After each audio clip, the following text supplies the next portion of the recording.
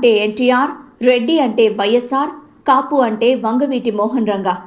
ఆంధ్రాలో 3 ముఖ్య కులాలకు వీరే ప్రతినిధులు. ఈ ముగ్గురు ఇప్పుడు భౌతికంగా లేరు, కానీ మొదటి ఇద్దరి వారసత్వాన్ని మోసుకుంటూ వెళ్లేవాళ్లున్నారు. భవిష్యత్తులో మోసేవాళ్లు ఉన్నారు.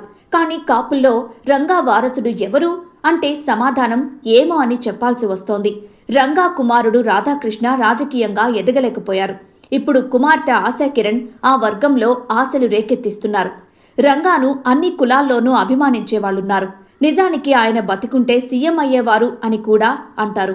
ఆంధ్రప్రదేశ్ రాష్ట్రంలో బీసీల తరువాత రాజకీయంగా కాపు సామాజిక వర్గం ప్రభావితం చేయగలిగే స్థాయిలో ఉంది.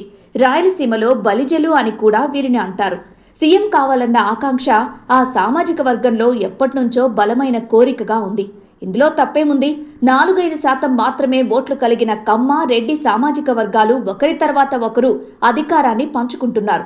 అలాంటప్పుడు 15-16% ఓట్లు కలిగి కింగ్ మేకర్గా వ్యవహరించే కాపు సామాజిక వర్గం సీఎం పదవిని కోరుకోవడం అత్యాశ కాదని ఎవరైనా చెబుతారు.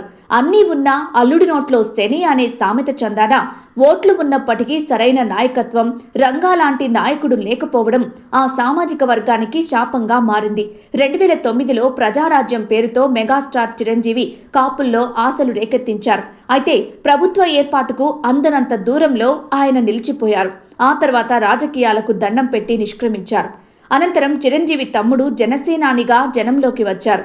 వచ్చి రాగానే ఎన్నికల్లో పోటీ చేయకుండా టీడీపీ, బీజేపీ కూటమికి మద్దతు తెలిపారు. 2019 ఎన్నికల్లో వామపక్షాలు బీఎస్పీతో పొత్తు పెట్టుకుని చివరికి 2 చోట్ల పవన్ ఓడిపోయారు. అనంతరం పవన్ కళ్యాణ్ బీజేపీ నీడలో సేద తీరారు. 2024 ఎన్నికలకు వచ్చేసరికి టీడీపీ, బీజేపీతో కలిసి ఆయన కూటమిగా ఏర్పడ్డారు. ఏమీ లేని దానికంటే ఏదో ఒకటి దక్కించుకోవడం మంచిది కదా అనే ఉద్దేశంతో పవన్ చెప్పినట్లు ఆయన సామాజిక వర్గంలోని మెజారిటీ ఓటర్లు కూటమికి అండగా నిలిచారు.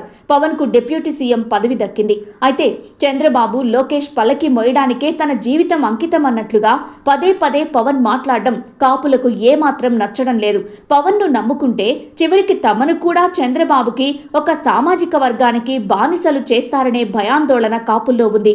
దీంతో సీఎం పదవికి కాపు కాచే సరైన నాయకత్వం కోసం మళ్లీ వెతుకులాట ప్రారంభమైంది. సీఎం పదవి కాకపోయినా కనీసం కాపుల ఆత్మగౌరవాన్ని కాపాడే నాయకులే మనలో లేరా అనే ప్రశ్న వారిలో ఉదయించింది. కాపుల్లో ప్రత్యామ్నాయ నాయకత్వ వెతుకులాట జరుగుతున్న కీలక సమయంలో రంగా కుమార్తె రాజకీయ రంగప్రవేశం చేశారు. వంగవీటి మోహన్ రంగా అంటే ధైర్యానికి, ధిక్కారానికి ప్రతీకగా కాపులు చెప్తారు. ఒకరికి తలవంచే రకం కాదాయన. ఇప్పుడు రంగా లాంటి నాయకత్వం కాపుల వైపు నుంచి రావాలని తప్పిస్తున్నారు.